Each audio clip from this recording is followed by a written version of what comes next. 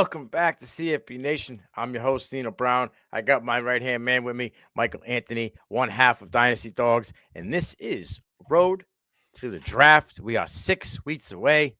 Mike, how we doing? I can't believe it, man. The combine, first of all, came a lot quicker than I imagined it was going to, right?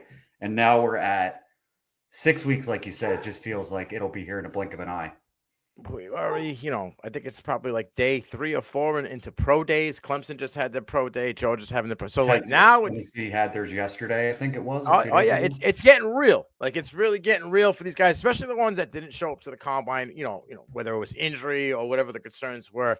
Now, this is the last one before the big hoorah, right? Like so, these pro days, the guys that didn't do the measurables, didn't make it to the combine, or didn't get an invite for that matter. This is the last check on the box before we get to that day. So when is our guy Cam Miller's pro day? Do you know? North Dakota's? Let me take a quick check. North Dakota pro, because he should have gotten a combine invite, to be honest with you. In such a weak class, give him a fucking chance. You know what I mean? I love it when you get fired up. I'm trying to see here. Their pro day is on the 27th. No, is it the 27th? Yes, they're on the 27th. Florida, North Dakota State, Notre Dame, Texas A&M, and Villanova on the 27th. So we'll get to see how the cannon comes fighting out his arm. He could have a Zach Wilson type pro day, right? All of a sudden, while everybody don't do that to him, though. Type pro day. I didn't say the next step, but we'll be talking about some tight ends. I mean, a lot of these guys, the consensus top 3 is kind of all the same. You may move the pieces around, in the top 3, but for the most part, I think everybody's kind of on the same page. So we're going to start off like we start off every segment here. This guy or that guy. And I'm going to put it out there. I was in the passenger seat for this doc. My man took control of it. It was absolutely a great doc. I like the matchups that he came up with. I like to play a comparison. So right off the rip, this guy, that guy, Elijah Arroyo or Mason Taylor. Big Mike, you can start it off. This is actually a really tough one to me because they are like neck and neck in my rankings, right? I'm going to go with Arroyo just based on the film. I think he's just a demon down the seam.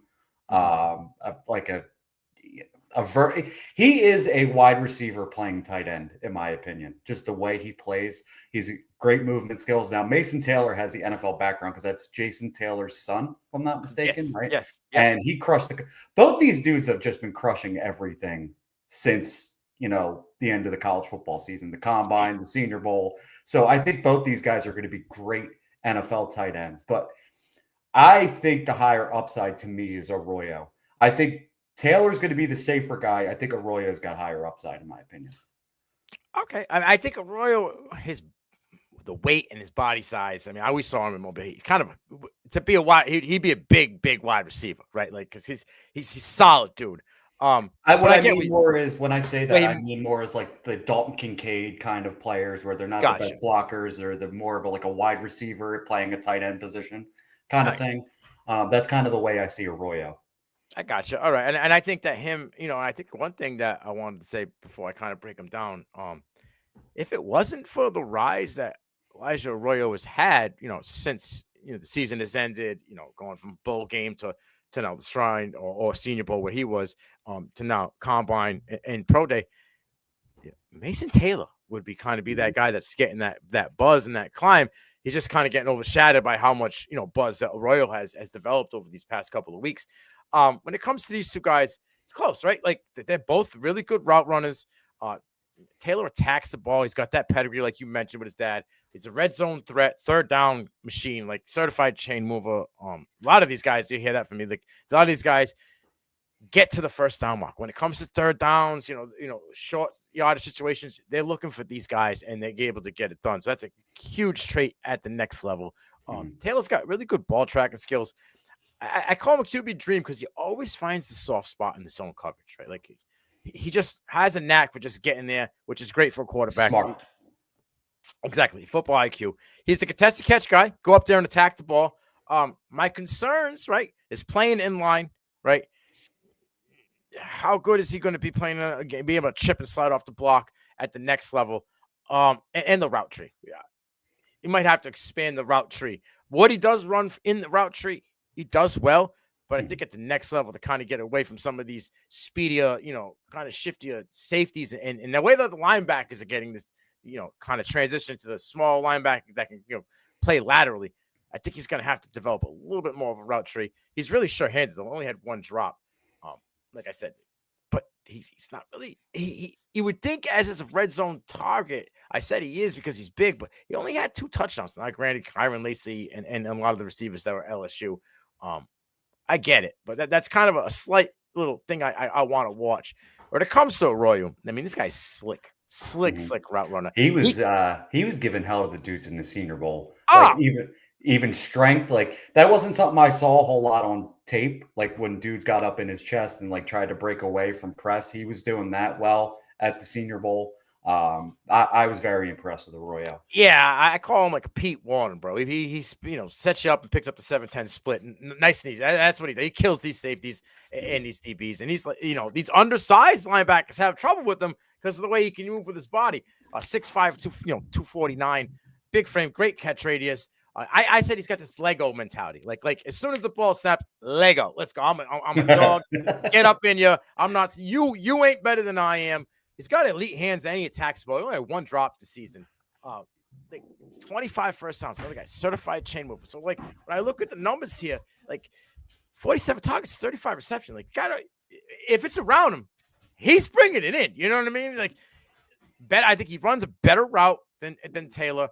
I think the way we've seen him kind of skyrocket in Mobile. Combine was a killer at the combine. I think Arroyo, for me, is going to win this matchup, and I think that he's kind of winning the matchup when it comes to the GMs. When look at this tight end room, like he's there are some people that have him as the 3 spot. As I look across, even these bigger guys and the Mel Kipers of the world, but there's a lot of guys that have Arroyo already creeped up into the top 3 in this tight end group. So I'm going to take Arroyo here. I'm going to agree with you. Then we'll just the thing with Arroyo though, he's not like great after the catch. But if you give him space, he's really good after the catch. Like he can beat, if he gets angles on people or has like 10 yards of space ahead of him, he can take it to the house. We saw it a bunch of times at Miami. Absolutely. I mean, Cam Ward loved him. We've seen him. Oh, yeah. We've also seen him just burn guys. Like we saw Cam Ward in the bowl game, hit it with a big long touchdown. Right, I think it was in the second quarter. So, and he took it right by the defender up the seam. So he has the speed. He has the capability. He's not going to juke you out of your shorts, though. That's not something that's going to happen. Let's slide on to this next category here. I thought this was an interesting matchup. Bryson Nesbitt or Luke Lachey, right? Nesbitt, 6'5", 235. He's like a wide receiver type tight end for me, right? He has an expanded route tree. He's really good with getting in and out of his routes. He's got really good hip fluidity. He eats up. He's Chips Ahoy chunk, right? He eats up chunks of yards whenever he touches the ball. He has some run blocking questions for me, but dude, he played 7 games. This is what's crazy, baby. 7 games this season. Held a 13% target share with only playing 7 games. Right? Hey, he was 3rd in targets and receptions and finished 2nd on the team in touchdowns and only played 7 games. But then you go back to the Drake May day, right? That was fun. That's the fun stuff. It was fun. This guy had over 500 yards, 5 touchdowns, right? Damn near caught everything that was thrown to him. It was like 60 targets, had 41 receptions. So what I watched it multiple times. I went back and watched last year. I watched, this last season in 23. Man, this guy gives me Greg Dulcich vibes. That's a good one. Just jumps, like just the way he plays and the way Dulcich plays at the next level. Like I could see Nesbitt, in a Denver or a West Coast offense type scheme, man, this kid could fill in there and get some targets here. So Nesbitt, I got a little special place for Nesbitt, but then you look at Luke Lachey, good hands, tacks the ball well. He's a versatile guy, right? My Consistent guy, guy. Right? Line up anywhere, right? Consistency is the key with him. Prototypical tight end in size, got that athleticism. And for a guy that's 6'6", 250, he gets good separation, right? But my problem with him is for a guy that's 6'6", 250, you can't score, bro. Like I know that the quarterback situation was terrible, You couldn't get one tutty? Like, not one? Couldn't beat nobody? Like, they were stacking the box for Caleb Johnson when it was coming down in the red zone. You couldn't manufacture one touchdown all year. That being said, I get Hunter Henry vibes out of this guy. I think like he that. could play That's a that good Hunter. one. Yeah. I can see because he can play all over the place, right? He can block. He can slide and chip. He can play in the slot, right? But I'm going to take Nesbitt here because I think Nesbitt, the way that the NFL is kind of transitioning the tight end, right? This guy could be, you get the Isaiah Likely types, and I feel like Nesbitt could be that role at the next level. So I'm going to take Nesbitt here. Who do you got? Yeah, I'm going to surprise you. I'm going to go Bryson Nesbitt as well. Okay. While I like, what's it, Lacey or Lachey? Yeah. How do you say it Lacey, exactly? I think it's Lacey. I'm a Philadelphian. We screw these things up every single time. He doesn't offer a whole lot of upside to me, right? He's very QB friendly, like you mentioned, gets open, kind of fine. He's another dude who's just really smart at playing the position, right? Nesbitt to me, you mentioned Greg Dulcich. To me, he gives me skinnier Darren Waller vibes. Okay. Goes up above the rim, can make plays above the rim. I was surprised at how bad his combine was athletically. It was bad.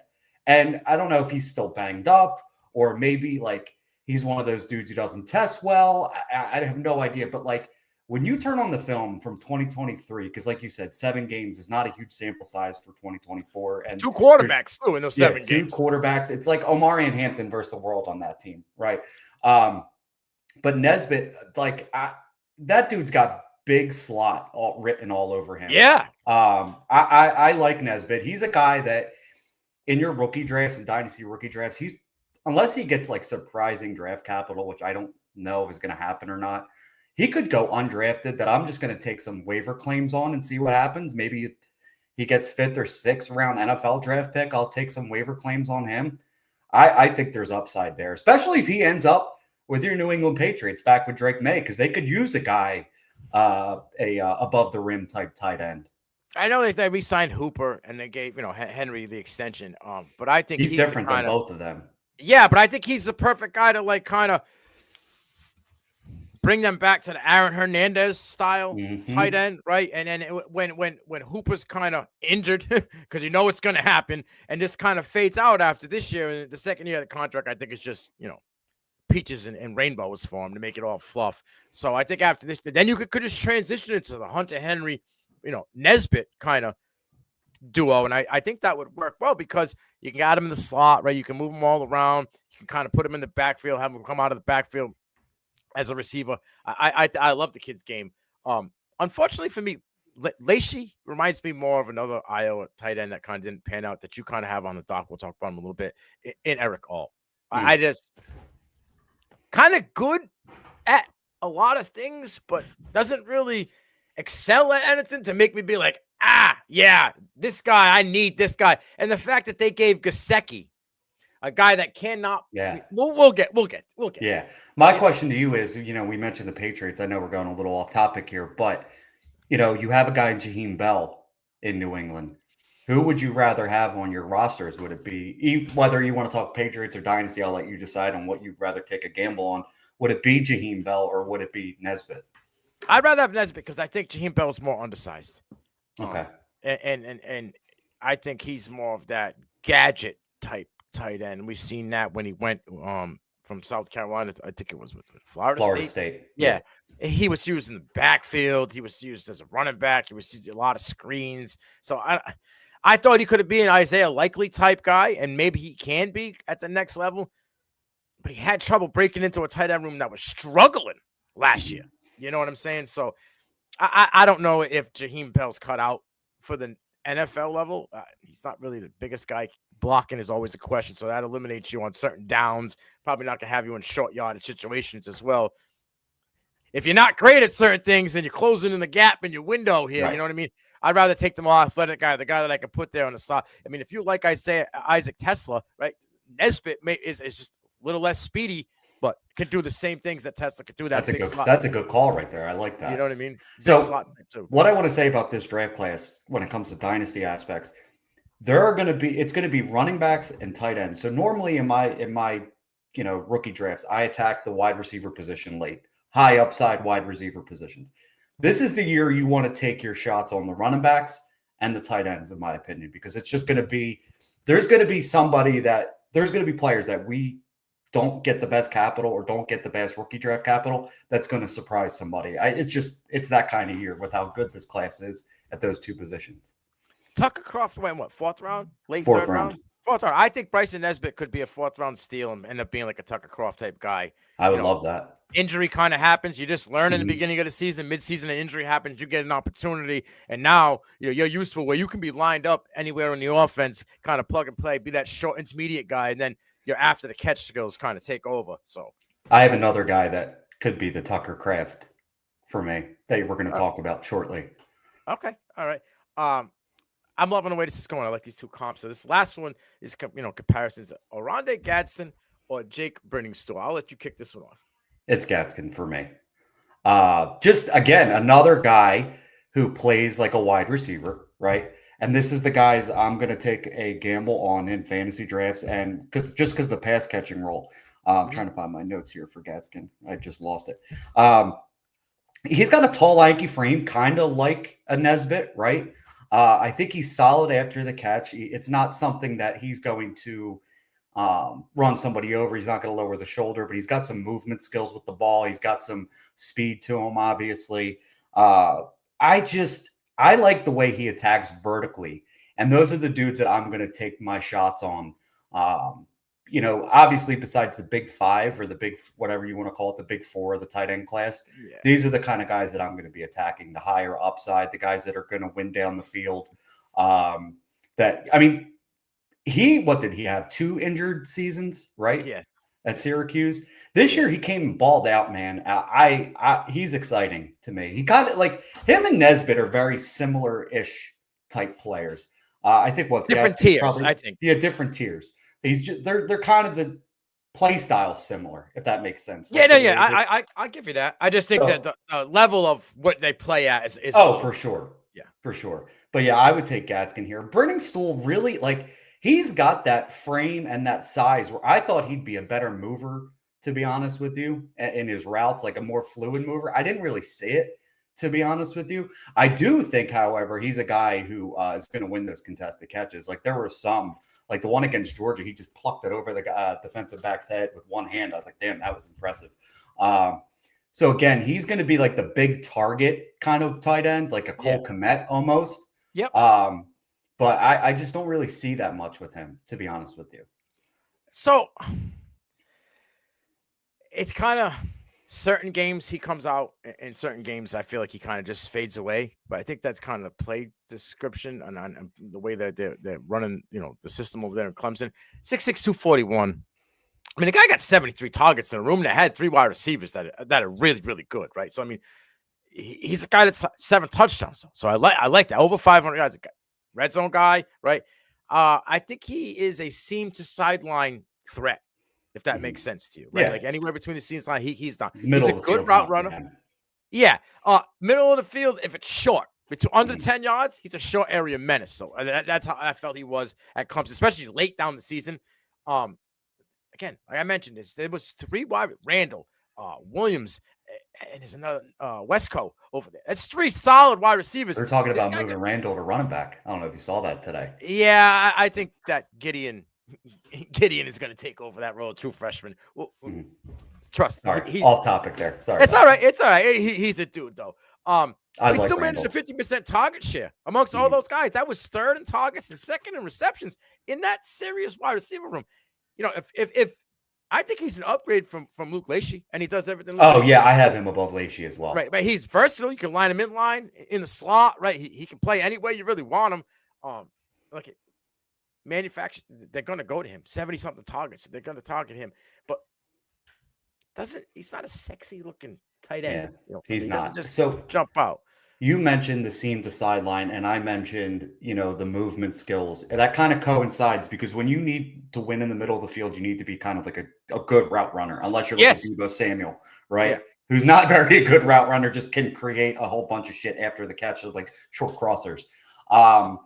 Brenningstool's not that guy. Right. And, he's a big body target. He can win down the sideline. But when I watch Gadsden, I see him all over the field making plays. And that's who I would take in that situation. Yeah, I'm with you, because for me, Gadsden is a matchup nightmare, right? Because of his athleticism, his speed, and size.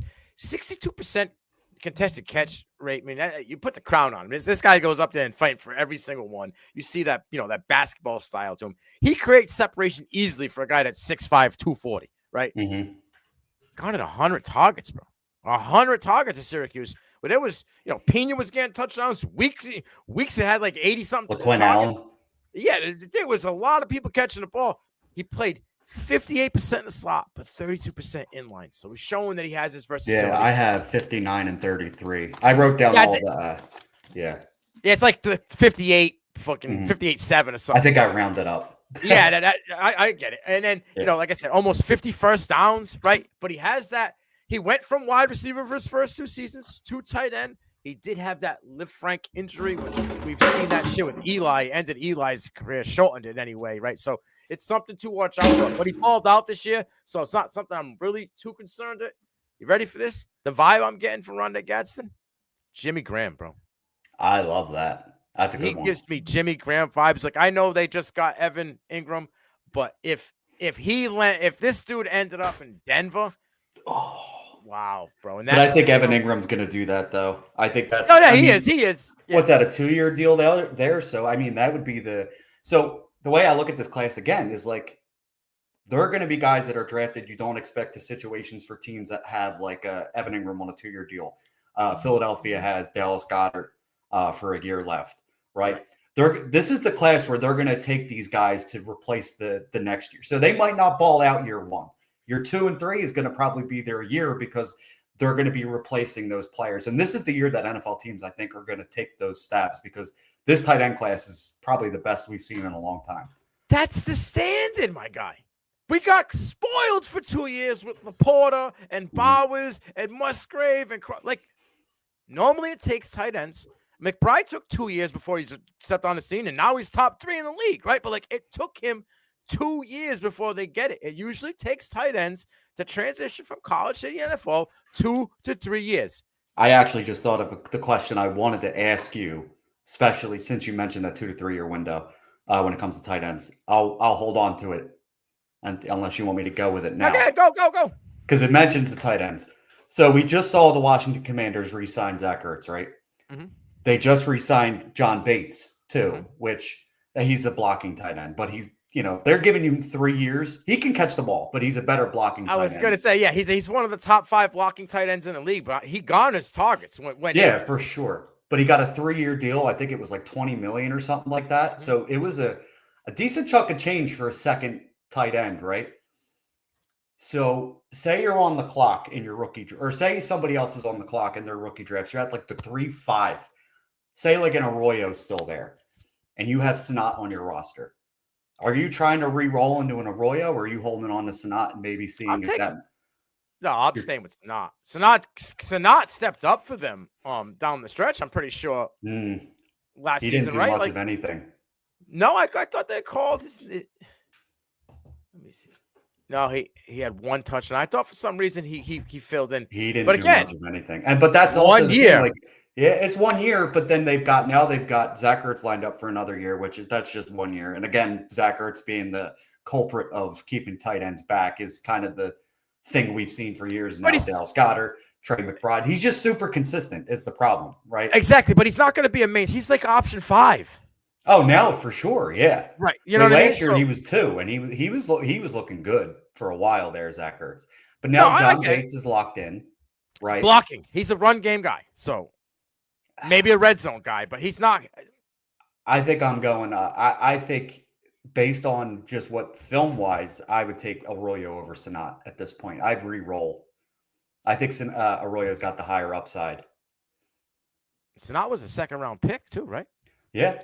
But, I mean, Arroyo could end up with 2nd-round capital at this point. So, say, for instance, Arroyo gets second. But you just said, though, it takes tight ends kind of, yeah, time to develop. Not everybody is Brock Bowers, right? Not everybody is Sam Laporta. And if you go back from those 2 years, we're still waiting for Kyle Pitts to pop. right? Yeah, I'm Like, done with him. There's nothing you can do at this point. and I don't know what I'm just saying. Like, there's a lot of Mhm. tight end. Like, we've seen other tight ends have highs and then kind of come back down to earth, like the gentleman that went from Detroit to Minnesota. I know there was an injury, right? But we kind of seen him kind of slow down a little bit too. So let me see another year. Like, maybe you draft Okay. a guy as a backup plan, but I think another year. Now how this offseason goes with Jaden Daniels, and maybe maybe Zach Ertz is re-signed to kind of groom Sanaa, It right? could, for You sure. know, Yeah, because on we've seen him do it again and again at this point. But on a I rookie don't. deal, you can Yeah. do stuff like that with Mhm. quarterbacks. It's on a rookie deal. You can spend a little bit more to keep a veteran guy home, right? You got Debo cheap on a 5th-round draft pick, bro. Like, you know what I'm True. saying? Like, Which is crazy. and they have draft picks that they can go and kind of brought back Noah Brown on cheap money. Mhm. They're going to draft a running back, though, too. Probably a pass catcher to kind of spell Austin Eckler at some point. Yeah, Austin Right? Eckler's probably this is He's probably done. the twilight of his career right now. This last one for him. Devin He Neal might would be the perfect spot there. absolutely. Or even RJ Harvey over there would be a True. good run with Brian Robinson. I know they're both physical guys, but one guy has a little more longevity to go with it. So it'll be interesting to see what they do. But I think Snot kind of fits that system. But I want to see him kind of develop one more year before I kind of write him off. You know what I mean? Yeah, I try not to, but I just like a lot of this class more than I like Sanat's rookie tape. You know what I mean? Obviously, we're not seeing anything on the NFL side for him right now. But if I'm just because now I'm going college tape versus college tape since I didn't get to see anything from the NFL side from Sanat, I prefer some of these guys over him. Yeah. Who did he say? Sanat had a rookie quarterback that was a running quarterback. Who was destroying everything, though. Running, though. He wasn't. No, passing, too. His Avery Johnson's freshman season. Oh, I thought we were talking about Jaden Daniels.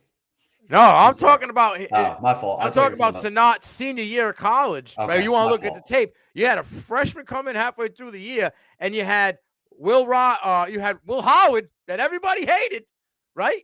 And it said he's no good until he went to Ohio State in front of him for the first 7. I think you got to kind of take that. You went from a guy who could throw the ball to a guy that was just strictly running the ball and developing the pass. He was staying home, man. He was blocking. He got 2nd-round capital for a reason, not just because of the combine. Washington wasn't the best place to be off the rip.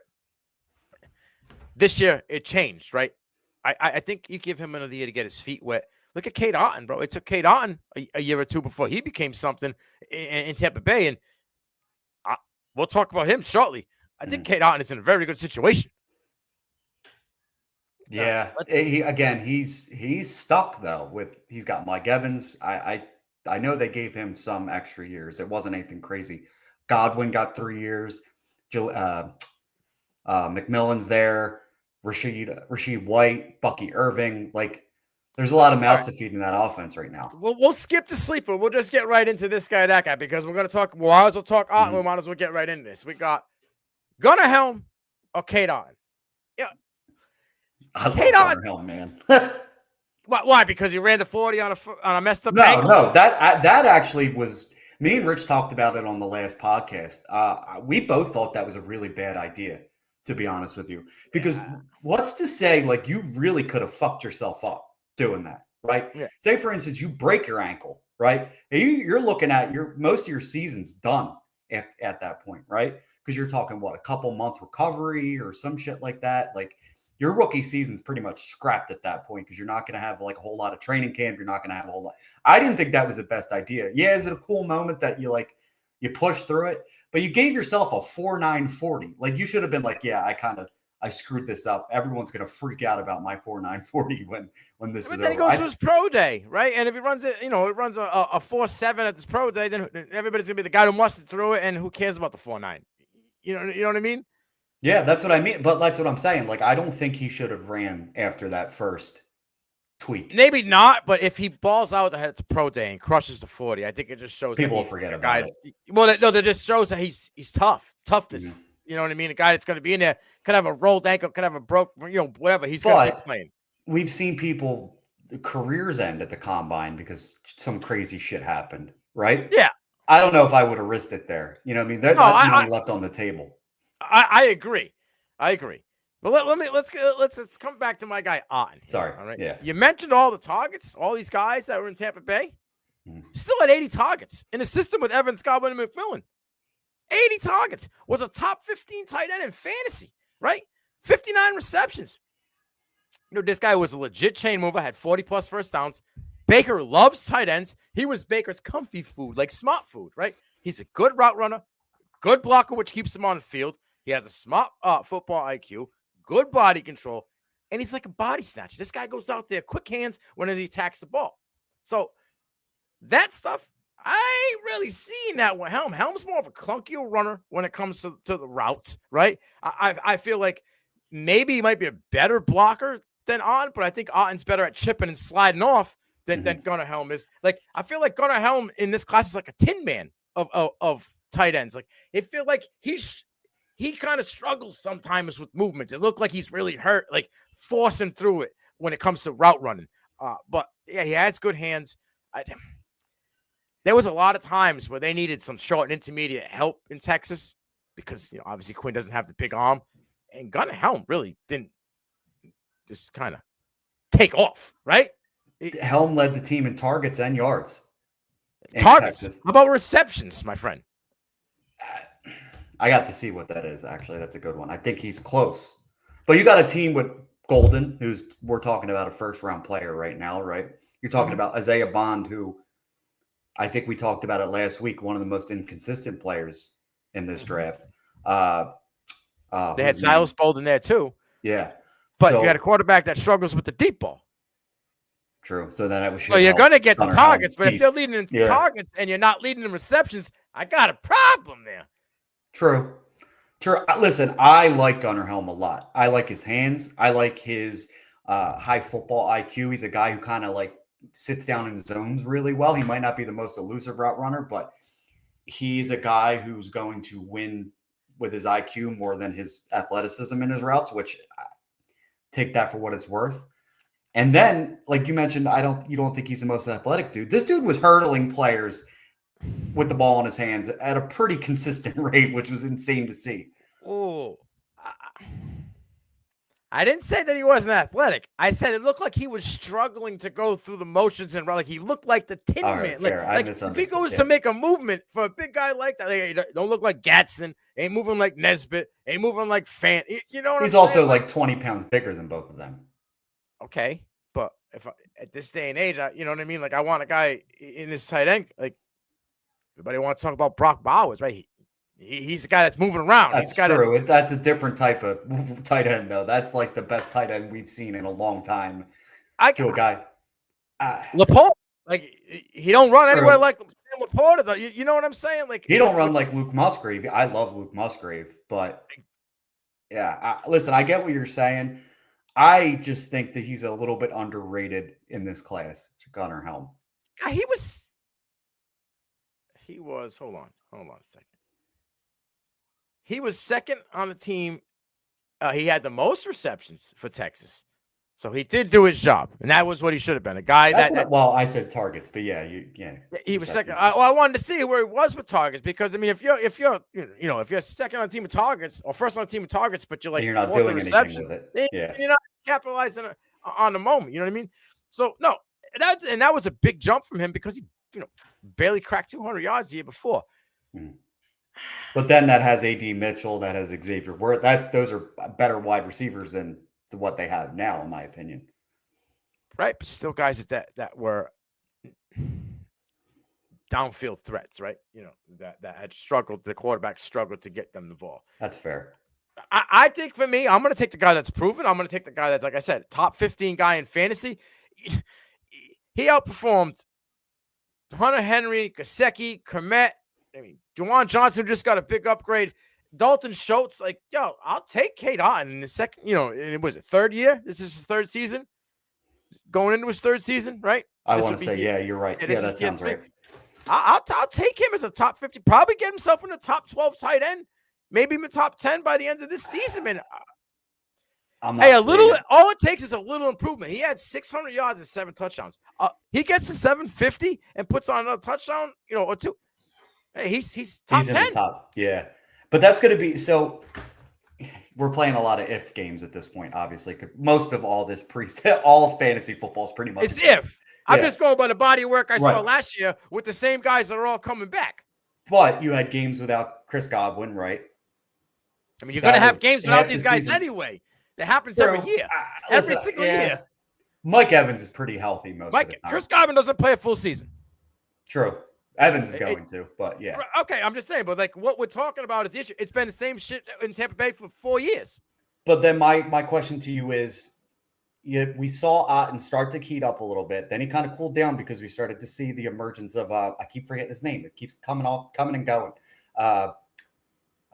Washington. McMillan? Yeah, McMillan. We started to see the emergence of McMillan a little bit. Listen, that's a guy who can create, right? He's a great route runner, probably the second best route runner on that Washington team last year compared to Rome Odunze, right? I think if anything happens to Godwin again, if Godwin would have left to go to New England, I'm sorry for you, by the way. I wish that would have happened for you. Yeah, it is what it is. For my Drake May shares as well. I think if anything were to happen to him, I think McMillan takes another step forward. And that's fine, but like I said, like dude, there was 7 games he had 8 or more targets last year against Baltimore and against Kansas City, dude. He had over with or without Chris Godwin, though. All I'm saying is, I don't know if Chris Godwin was there. I'm talking about talented defenses that play well with linebackers against tight ends. Kansas City and Baltimore had 9 receptions for over 80 yards and scored. Like with Baker that target Mayfield, competition is crazy, though. I don't give a shit about the competition when you have a quarterback that loves his tight end, especially when you get to short yardage situations or when you go to a spread, bro, and the middle of the field needs to be open. That's what Cade Otton's going to be. That's where he ate. He's going to continue to eat. They didn't like nothing changed there. That's going to make his target share go any differently. If anything, when they get offensive coordinator changes. Offensive coordinator. Who's the coordinator now? Well, Liam Cohen's gone, right? He's gone. Yeah, he went to Jacksonville. So now it's they upgraded somebody from there. I forget who. Oh, they got Kubik, right? Or is it? No. Let me see. Hold on, I'll look it up. Josh Grizzard. Yeah, Josh Grizzard. Which you could have told me his name was Josh Charizard, and I would have. Yeah, I have no idea who he is, but maybe things change. But if we're looking at what was up there what they did last year, give me Cade Otton. I think his game and where he's at and the opportunity and what he's proven already at the next level, I'll take Cade Otton in this one. Obviously, we got a difference of opinion on that one. Finally, right? I'm going to take because before the Senior Bowl and before the Combine, Gunnar Helm was like in my 4 or 5 area. He's pushed back to 6 now, just because the guys like Arroyo and Mason Taylor have really started to ball out. I just thought he was just a consistent safety blanket for a quarterback. He was a guy who could create after the catch. You know, him and Luke Lachey are kind of similar as they're consistent guys who could just get open in the middle of the field and can create. But he's better after the catch than Lachey, is my opinion, and that leads to more fantasy points, right? And I think he could be like a third target on an NFL team where I'm not sure Lachey has that. I don't think. I just constantly go back to his counterpart, Eric All, and that's what I see. Maybe like a Cameron Latu, right? Good blocker, can move him around, but like not gonna need to garner targets. Not gonna be a guy that's a weapon in the middle of the field. You know, you go to play action, he chips and slides, and you need a 3-yard catch, and then after the catch, maybe that's something that they could do. But it's not a guy that I think is gonna be a tight end 1 for a team at the next level. We'll do Thomas Fidone or Eric Alt Jr. before we close it out with the last one here, and then the sleeper of the draft real quick. Fidone or Eric Alt? You tell me what you got. Actually, I want to hear yours because you've kind of like gone after all this past like 20 minutes. So I want to see if it changes your mind at all. So you've heard everything I have to say about All. I'll talk about Fidone. 82-inch wingspan. I mean, you got a guy catches everything around him. You got glue for hands, good catch radius. He can win along the seam, that seam to sideline. But it's not just seam to sideline. He's got some shake to him for a big guy. He has all. I wish you said something about those videos I sent you. Oh, the video, yeah, the ones that he's cooked them, like the fake Mhm. sells. He's selling a guy and then cutting on the outside. That's what I'm saying. Seam to sideline. He can Mhm. cook a guy. You know what I mean? Um,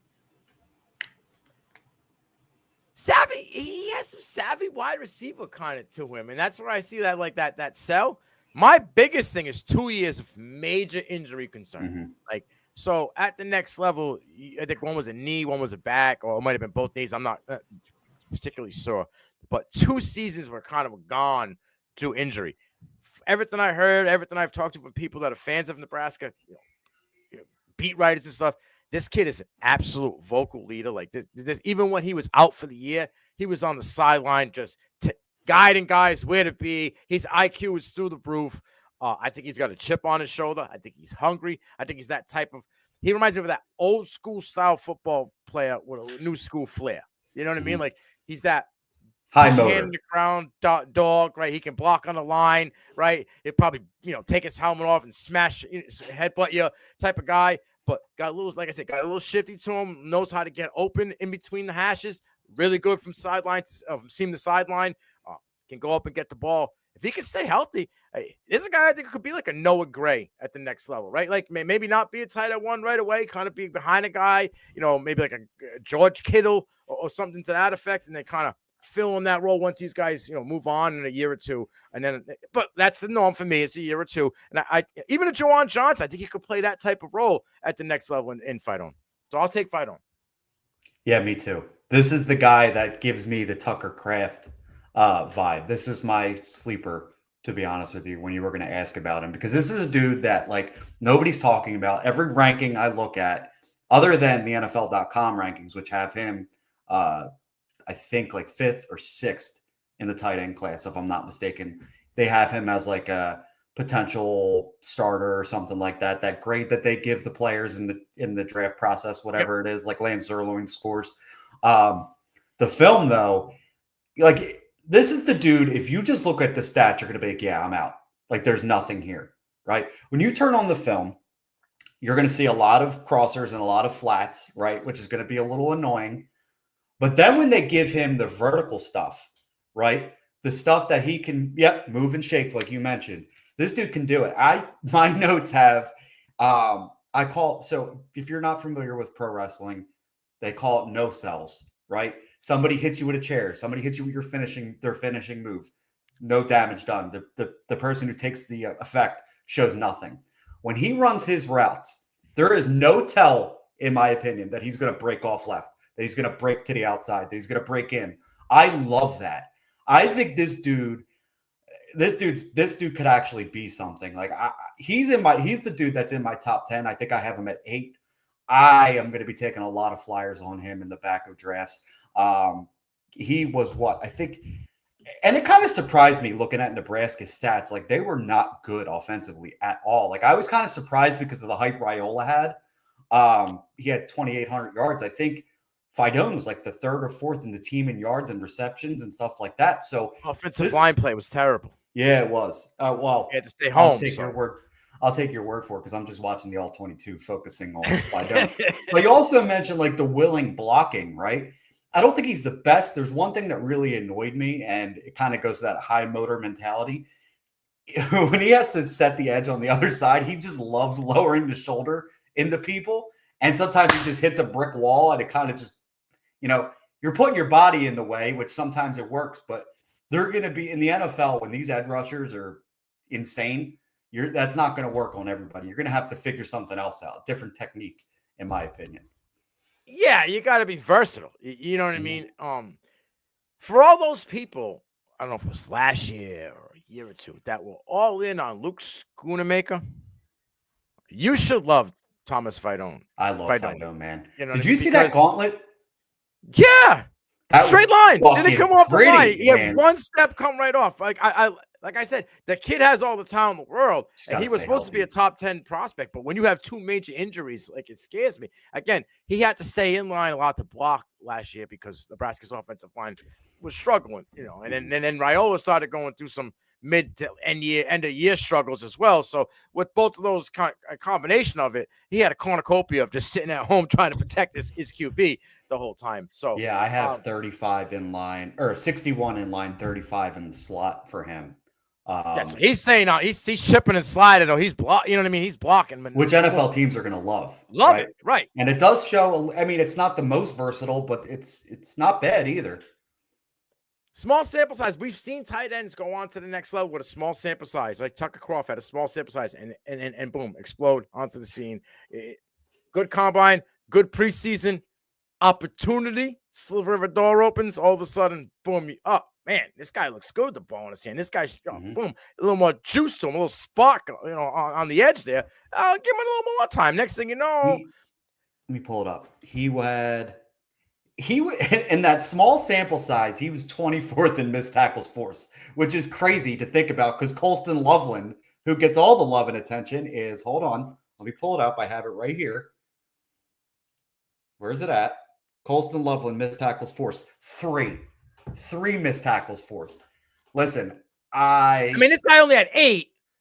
Don't get me wrong, but it's a much smaller sample size in Loveland too, though. He played what? 1, 2, 3, 4, 5, 12 well, games last year with the ball in his hands. It's a less. Oh yeah, I mean, he only had 36 receptions, right? Yeah. So there's 20 less attempts because what did Loveland have? Like almost 60. So you're on 20 less attempts. You're still got more, which is fucking insane. Yeah, no, I mean, like I said, I like Fidoni here. Let's get to this last one. I think this was a spicy matchup. I kind of like how you did this one. Harold Fannin Jr. or Dalton Kincaid. I'll let you take this one. I hate this one. I don't know why I did this. This is the one that really pisses me off because Dalton Kincaid was my tight end one of that draft class. I called him better Yak Zach because Zach Ertz has no Yak ability. I thought Dalton Kincaid had that ability, and they play a very similar type of role. Not the best blockers, not the best, inline guys. They're kind of like a slot, almost that Kyle Pitts-esque type player, right? Not to the athletic ability of Kyle Pitts, obviously.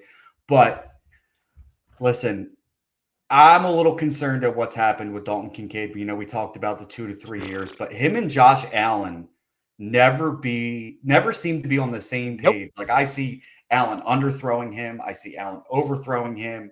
It's one of those things where it's like, oh yeah, he underthrew him. Shit happens. But like when I see it consistently, it's like, okay, you guys are not eye to eye. Something's off. Like either he's running the wrong routes or Josh is expecting him to do something different. I have no idea what it is. Now, Harold Fannin, the dude comes in, he played in the MAC conference at Bowling Green or whatever it is like that. Dude fucking tore it up against Penn State and Texas A&M. You can call Texas A&M whatever you want to call it. There's still an SEC conference football team going up against Bowling Green, and he had over 100 yards in both of those games. This dude, dangerous after the catch, which as athletic as I thought he was going to be with the way he moves with the ball in his hands, he didn't test that well. No, let me rephrase that. He actually tested okay, but I thought it would have been a little bit better if that. The 40 is what you didn't like. Yeah, the 40 is what I didn't like because I thought he looked a little faster than that. I don't know. Maybe I'm that's football fast. I'm cool with not being speed fast, but being football fast. I'm cool with. There's a lot of guys that are football fast that are take the top off the ball. Speed fast.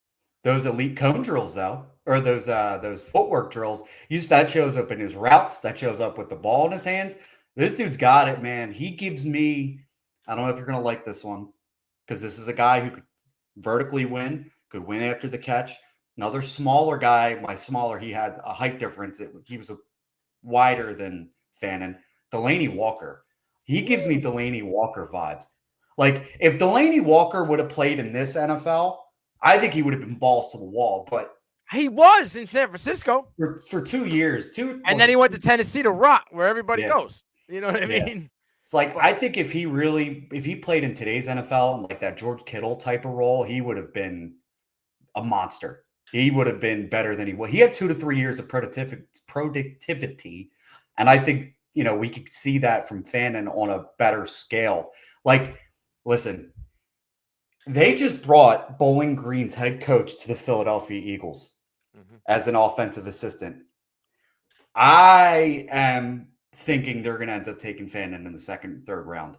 And that is going to be your Goddard replacement next year. Or this year, because Goddard's possibly a trade target. I'm taking Terrance Ferguson here. Don't take a kid Terrance Ferguson. I'm taking Terrance Ferguson. Speaking of a guy who tested differently than I thought he was going to at the combine, super athletic, more athletic than I thought he was going to be. Because when I watched the film and even kind of like at the Senior Bowl, he looked clunky to me. Yeah. And then like at the combine, I'm like, damn, what the hell's going on here? Like, obviously you're in shorts and a t-shirt, but he still is moving different. Like maybe he lost, a little bit of weight or something from his playing weight that helped a little bit. I don't know. I think for that one, I'm going to roll with Kincaid a little bit on that one, Ferguson versus Kincaid. I'm still taking Ferguson. And for reasons that I'm going to kind of get to right now, he can't block. And I think that's the main problem with Dalton Kincaid is he can't block, but he's not as good as a Mike Gesicki when it comes to receiving, unfortunately. Which is surprising. Right. But I think playing out in the Pac-12 made him look nice, juicy. You know what I mean? And this is not, I'm not scouting the player. This is like you went against some competition that really wasn't good out there. And you put up some godly numbers, right? Where Bowling Green, they went after some good, crappy competition. But when they faced the good competition, he was there, right? Fanning showed up every week, no matter A&M, what. Penn State. Yeah. It doesn't matter who it was. He was there. Fanning is a top 3 tight end for me, right? He's a good route runner. He has great hands. He can go up and get the ball. He can play inside. He can play outside. Footwork is great. Vision is great. You already said after the catch, see you later. He has the blocking question, right? Can he withstand at the next level, being on the field, third and fourth down, short yardage situations, running situations? Can he be on that? But man, this guy's speed after the catch, his football IQ. Worst case scenario, yeah, he's the youngest guy in the class. Worst case scenario, he's an Isaiah Likely. Best case scenario, he's the freaking Predator in David Njoku. I think this guy. Oh man, I love David Njoku without the concrete ripped, physique. I just think the way he plays, the way his route running is, the way he can, make guys miss in the red zone on just quick, short movements. Njoku can do that. Can go up and get the ball. Man, I'll take that as the ceiling and floor. I just think Harold Fannin is getting a lot of bad vibes, bad juju for no reason whatsoever. We don't know why. I don't know why. Like, I don't get it. I got a little nervous about the combine. And then when you look at the whole picture, it's not as bad as you think, right? But then you also look at some of the other statistical stuff. First in yak of the class, 7.5 yards after catch. First in missed tackles forced with 34, right? Some of these guys got single digits. Single digits. They couldn't miss my grandmother. My grandmother would make a wrapped up tackle against them. We're talking a guy who is, you mentioned versatility, 31% in the slot, 26% out wide, 38% in line. Across the board is just perfect. It's a perfect picture. Yeah. Listen, the blocking thing, okay. We mentioned him only being 20 years old. He could put on a little bit more weight, get a little bit more athletic as he continues to grow. I actually think his run blocking is pretty solid, especially in space when he has to get up and get against linebackers instead of edge rushers, which that's still super important because that helps your running back break to the second level. Or if it's a wide receiver screen, then a wide receiver break into the second level. So that's still super important. Yeah, I'm with you. I mean, listen, when it came to pass blocking in later, how good was Travis Kelce later in his career when it came to run blocking and pass blocking? Yeah, he was great earlier in his career, but as it got later, he was super productive, right? I get it. He's on the best team in football, and he has Patty Mahomes. But I'm just George Kittle, right? Like George Kittle, great pass blocker. Not so much good as a route runner, right? And we've seen that because he can get open, but he's not going to shoot shorts out. Yeah. You know what I mean? After the catch, it's a different story. He uses his physicality. But like Isaiah Likely is the guy that's going to make you miss an open field. During a route, he's probably good. He's had an opportunity where he can put his foot in the ground and cut, and you go one way, and he's going the other way, right? Kyle Pitts hasn't worked out at the NFL, but what we saw at Florida, and he kind of teased us with for 7 weeks in the first year, that athleticism. Go and can make a legitimate lockdown DB, spun around, like just undress this dude. These guys can do that. David Njoku is a freak athlete. And you look at his physique and you're like, oh, man, this kid is just all the potential to be one of the top tight ends in the world. But again, top 10 tight end this year in fantasy. Last year he was a top 8 tight end. Like, he consistently lives around the top 10. And I truly believe that Harold Fanning, in a year or two, has the opportunity to live around. Like, he could be everything we wanted Michael Mayer to be. And I know Michael Mayer had some shit. Right? Because athleticism, Michael Mayer, he was making those one-handed catches. Fanning can do that, right? May not be as good on the line, but I watched Michael Mayer kind of get thrown around a little bit in the NFL as well. Again, he had some mental health issues, and he's kind of hasn't really worked out. But I think he could be what they wanted Michael Mayer, to possibly be at the next level. I think this kid's getting a bad rap, and no, he is not just an F tight end. You can F that out of this program. All right. Before we close this out, right at the hour mark, kudos to all the fans, and all the viewers watching us. I'm gonna pay some bills real quick, and then we're gonna close it out with the sleeper of this tight end class. How y'all out here using these other betting platforms and you're not using the best one? Bet US. Get 125% match bonus on your first deposit using a promo code CFB Nation. Yeah, you heard me correctly. That's 125% match bonus using that promo code CFB Nation. We know that college football is in the off season. We don't believe in it. But there are plenty of things for you guys to sit here and bet on. Who will finish with the most wins in the NBA? Will it be the Oklahoma City Thunder? Or are you feeling the Cleveland Cavaliers? Can Luka, LeBron, and the Lakers win the play-in tournament? Bet US. Not an NBA guy. Well, maybe you're a college basketball fan and you want to throw all your money on Auburn or Florida to win the March Madness tournament. Or maybe throw it on Creighton Blue Jays and Ryan Kalkbrenner to lead them to the March Madness tournament. Either way, type in that promo code CFB Nation on Bet US and get that money. Basketball isn't for you? Maybe you're a football guy. Well, Bet US got you covered with this year's UEFA Championship. Can Liverpool or Barcelona win it all? Will Erling Haaland or Harry Kane lead their teams to victory? Type in that promo code CFB Nation at Bet US and get that bag. You like horses? We know that it's a sports Lollapalooza in May when the Kentucky Derby hits. Bet US got you covered for all the major horse races and all events. Shout out Bet US. Use that promo code CFB Nation and get that money. All right. I have one question for you real quick. I'm sorry. Go ahead. I'm sorry. What we talked about with Kincaid, right? And we talked about with Kyle Pitts to a similar extent, just more athletically, like we mentioned. Are we worried about Loveland at all? I have my concerns about Loveland. I don't know if Loveland's going to pan out to be everything that they think he's going to be. There's a very good chance that he could be, a shoemaker for that, for that matter. Because he kind of profiles like a Kincaid. He could block better than Kincaid, sure. though. Yeah. So I think that capability will kind of get him on the field more reps, learn where he's supposed to be. He has hands. He's got a little shimmy to him in Loveland. So, that's a 50-50 one for me. Do I want Loveland or do I want Kincaid? Because coming out of college, Kincaid's profile fit at the next level way more, I think, than Loveland did. I mean, I'm not saying Loveland's not a top tight end in the college. I'm just saying, who would you take coming out of college right now, Kincaid or Loveland? Kincaid. Right, and I think the majority of the people would have taken Kincaid. My thing is bro, you can't beat Dawson Knox. They've tried so hard to run this dude out of the building, right? They keep paying him too. They have to because this guy can't live up to what he's supposed to. He can't block like Knox can. And I feel like sometimes in the red zone, he is not.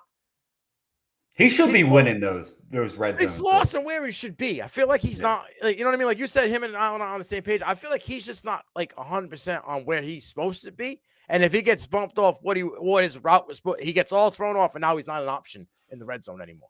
He's not breaking off and sitting down in pockets like he did, at Utah. I don't know. I mean, that back injury, that's major, right? He came back from it, but he's never been that guy from the back injury. Mm-hmm.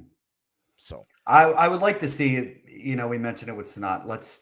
The third year, I guess we got to hope for the best with him. I'm not sure. Gatskin is. I saw SC, love SC. And he mentioned Gatskin again. So that's a good one. That's his sleeper. All right. Well, speaking of sleepers, before we close out the program, my sleeper is a guy that we kind of mentioned a little bit. We talked about. I'm going to go Terrance Ferguson here. You want to talk about a versatile guy, 40% in line, right? He was 42% in the slot, 15% out wide. He literally can go anywhere. He was third on the team in targets on a team that has Evan Stewart and Tez Johnson and plenty of 4- and 5-star wide receivers that are sophomores, James. juniors, and freshmen. Yeah, you know what I'm saying? So, and he was still third on the team. When it comes to short yardage situations, goal line, like he's a big body target.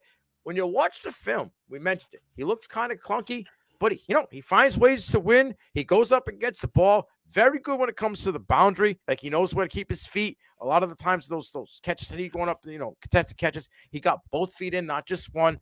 He'll battle. He has that basketball type physique to him. Tall kid. And one thing that when I spoke to him down in Mobile is he is just whatever you need him to do, he will do to get on the football field, whether it's block, go out there and just sell somebody, take a linebacker out of the middle of the field, draw him to the sideline, be a decoy, doesn't matter. The kid just wants to play football. And I think, I just mentioned Denver because of Bo, but anywhere in that West Coast style offense, stuff like that, I think this kid could be a weapon. He can play in the run and in the pass game, right? Whether it's blocking or going out there and catching the ball. So I like everything he's got. And like I said, to be a weapon 2 consecutive years where, you had Tez and Troy, he was still, I think I'm going to check, but I want to say that, he might have been, the season that Troy Franklin was there, he might have been third on the team in targets as well, which is crazy. With Evan Stewart being in the room in his first season. Let me see here. He had 2 guys with 100 targets. He was 5th on the team. But there was 2 running backs. There was a running back and another wide receiver ahead of him. Bucky Irvin, took that. But still, in a room like that, or with Bo being there, he was 5th on the team. Didn't even play the whole season. He only played half the season because there was an injury. This year, 3rd on the team. QB tested, been to 2 quarterbacks already, put up numbers both seasons. I think this kid, could be a late 3rd, early 4th round pick, and could be one of those guys like a Luke Musgrave that, depending on his capital and his situation, could be a week 1, day 1 contributor to an offense. I like that one. I agree with you on that. I was surprised at how athletically he tested, and he is just a consistent dude. Even on film, it's just consistent. He looked clunky, but he was consistently clunky, but still consistently winning, which is impressive. I mentioned Fannin for Fidone as my sleeper, but I'm going to switch it up since I kind of already went on my spiel about him, right? How I think he could be the guy that surprises a lot of people. I'm going to go with Mitchell Evans from Notre Dame. Not a big fan. No, nobody's talking about him, and I was looking at it the other day. I'm like, I bet you Mike throws this guy out there in his top 10. I had a feeling you might. He is. He's number 9. I think 9 or 10. 9. I have him above Brenningstool, who's 10. Not the most athletic dude, right? Kind of like almost like a Michael Mayer is more athletic, but he kind of gives me that very similar type build, type archetype. Very good blocker. He's going to be on the field. He's not an explosive route runner. He's a smart route runner. Right? Very savvy with what he does. I watched a game against Boston College. Sorry. Goal line. I think it was 10 yards out, 10, 15 yards out. I can't remember exactly where it was. Jab step inside, broke out for a fade route for a TD. Absolutely beautifully done. And you kind of see that in his route running. Just a very savvy dude, just kind of knows how to win intellectually as a route runner. And just one of the most consistent hands in this class, in my opinion. So, and a big frame to go along with it. I like Mitchell Evans a little bit. My gives up some pressures, so that's kind of a concern for me on the line. He's a big. He'll get up all under your chin, though. Yeah, no, he will, right? Yeah. And my other concern is he catches the ball and it falls down. There's not much. There's no yak. Yeah, there's no yak ability. He's not making you miss in the open field. Your slowest linebacker is probably going to get a hand on him, and then we're going to take him down. But that's fair. He's a guy. He's a guy that, but you're saying a sleeper. And there's nothing wrong with that because somewhere in the 5th, 6th round, take a flyer on him. Yeah, I don't have a problem. Shit, if Tip Redmond gets drafted in the 2nd, 3rd round, that's insane. Yeah, that being a blocking tight end only, like he was the best blocking tight end. I think he had the least receiving reps out of all the tight ends in last year's class, and he went in the 2nd round to Arizona. Then Mitchell Evans belongs, getting at least a waiver. in this draft. So yeah, I threw him at the last second, and he was good with Riley Leonard as a quarterback. We kind of like shit on Riley Leonard a few weeks ago as a passer. Would you say Lachey, Lachey or Evans? Because they're, not the most athletic guys, kind of guys that, are a quarterback friendly type of tight end. Who do you like there?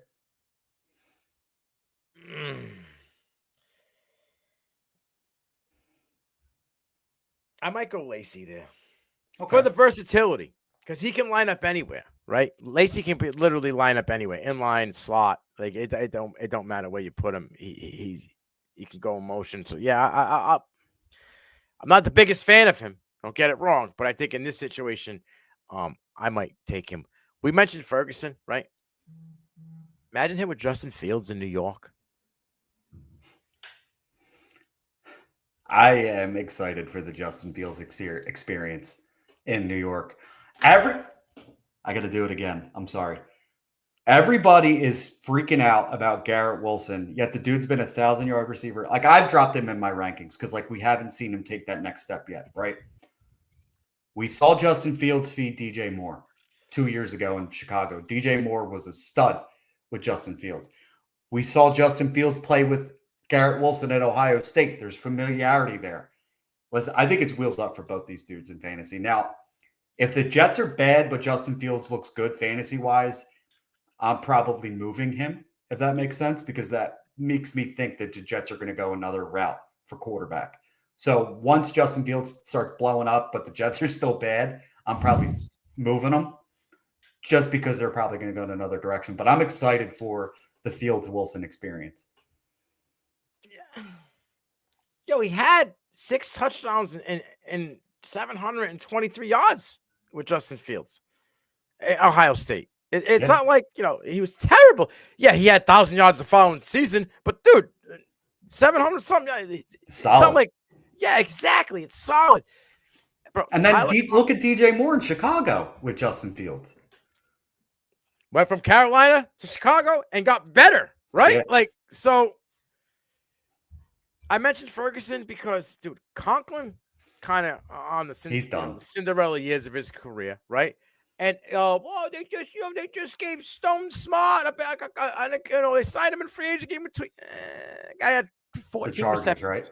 Yeah, came from the Chargers over. I don't know that he's their answer, but a Terrance Ferguson type, in a late 3rd, 4th round, to be a guy that comes in and play that short and intermediate game. I don't know what's going on in that backfield, right? Because I've heard rumors they might be trading Breece Hall. Might be Braylon Allen season over there. I don't necessarily know what's going on, but these are things I'm hearing. A guy that can eat in this, 5 to 15 yard space for Justin Fields. If Garrett Wilson's, drawing people downfield, now you get Terrance Ferguson in the ball and in space in front of you. Hey, that could be a legitimate weapon for, the Cole Kmet style play at the next level for Justin Fields. I like that. Justin Fields already familiar with a Cole Kmet style player, right? His first year in Chicago, Cole Kmet had a very good year. When they brought in more receiving weapons, Kmet kind of regressed a little bit, but still had decent numbers. But still, in the top tier when it comes to, top 10, 12 for fantasy. Cole Kmet was still a red zone target and stuff like that. So I think Terrance Ferguson, in the right situation, could be a guy year one. I like that. I like that call in New York. That's a good one. If you're going to make me pair one now, since it looks like, Denver's locked down, we kind of all wanted somebody to go to Denver, right? Evan Ingram's going to be there for 2 years, right? Yeah. It's a perfect fit. I would like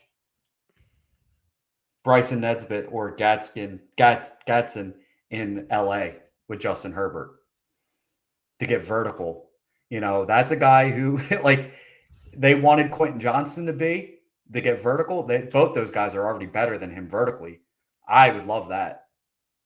How about either one of those guys with the Rams? Stay in the same town. Let's give Matthew Stafford a guy underneath. Now that you're losing Cooper Kupp, right? Let's give a guy underneath that they tried with Davis Allen.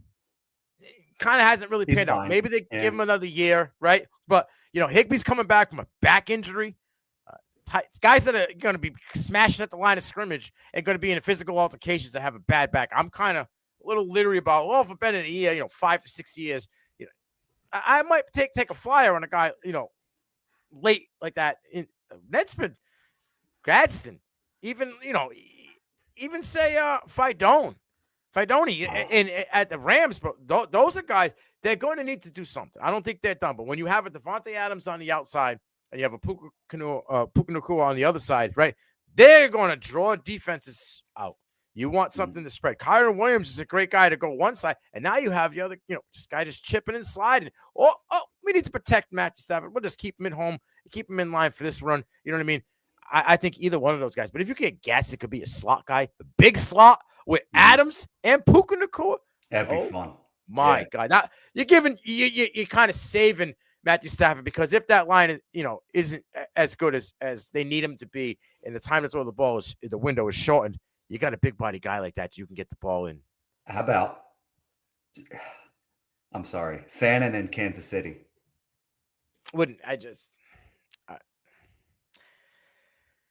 They gave Noah Gray some dough, bro. Oh, I forgot about that. You're right. Okay, that's fair. Yeah. I don't really see it with him, but I mean. Hey, what do you have, 5 touchdowns this year? 6 touchdowns? Yeah.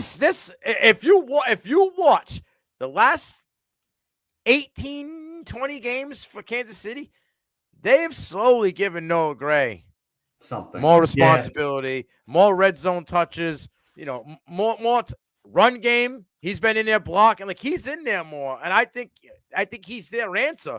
And maybe they get a veteran tight end once Travis Kelce, moves on and retires to kind of pair with Noah Gray. But I think that they've been trying to do that for a while. They got to convert a quarterback to tight end there. Yeah, who's that? Wiley. Yeah. Yeah, but they have another guy. Who's the other guy that was a quarterback? He transitioned to tight end. Let me see what's his name. I can't think of who anymore, but he was it. They have Wiley. They also have Anthony Fisker, right? Who's been a journeyman blocking tight end. So forgot about it. That's a dude you forget about. Yeah, because this is Blaze. He's just there every time he's in the game. It's they're running the ball and he's going out there to try to murder somebody. But I mean, Fanning in that could be great. But like, imagine him like. Depending if Aaron Rodgers goes to Pittsburgh, right? Don't do it. I know they have Freiermuth, but how many years left on that contract? Right now, you have DK and Pickens, then you had a Fanning or Eaton in the middle. Well, let's talk about it because DK and Pickens are just going to be fist fighting every single DB down the field. So Fanning's just going to have everything. Like they're just going to be beating the shit out of everybody, and Fanning's just going to have everything else. So yeah, I don't mind that either. I say Pittsburgh because you want to say he's an F back. Well, Najee's gone, right? So it's Tyler Warren and what? Gainwell. I have a feeling Jackson Dart's about to be the quarterback for the Pittsburgh Steelers. He could be, but I have a funny feeling there's going to be a veteran there this year. Jackson Dart will be the quarterback next year. I think it's either going to be Russell Wilson or. Well, they just signed. Like I know it's going to sound stupid, but they just signed Mason Rudolph, right? He's going to swing a helmet at Myles Garrett. Get a helmet again. swung at him. Yeah, you know what I mean. Come on. Yeah. He's a journeyman backup that, if necessary, he's the emergency plan. If shit don't fall through, right? They don't get a guy. They have Mason Rudolph because they'll draft a quarterback and they'll stop Mason Rudolph for the first 3 to 4 weeks and then do the transition. But I think if they can get an Aaron Rodgers, they can compete in that division. Oh yeah, they did it this year anyway. They were in the thick of it until like they couldn't. Russell Wilson turned back into a pumpkin. Yeah. Right. Yeah. Well, that's because you went to Fields, then you went back to Wilson. You should have just stood with Fields. I bet you they would have been in the playoffs. They really weren't that bad with Fields, to be honest with you. I don't know why the hurry to make the switch. I don't know what happened there, but because Wilson was good before the injury. Mm-hmm. So they always say injury does make you lose your job, right? Well, ask Drew Bledsoe about not having an injury make you lose your job, right? That's fair. Yeah, true. So, Mike, we're getting defensive side of the ball next week. Are we ready for that? That's going to stress me out, but we'll be all right. That's all right. We'll cover the grays with a hat. You'll be okay. Yeah, where would you like to go? Yeah. Where would you like to start the defensive side of the ball next week? You let the viewers know where you want to go. Let's go. Defensive lineman, because I think this is a deep class when it comes to that. All right, we're going to do some trench warfare next week on behalf of CFB Nation. I'm your host, Nino Brown. That's my co-host, Mike Anthony, one half of Dynasty Dogs. We out. Road to the Draft, episode 4 concluded.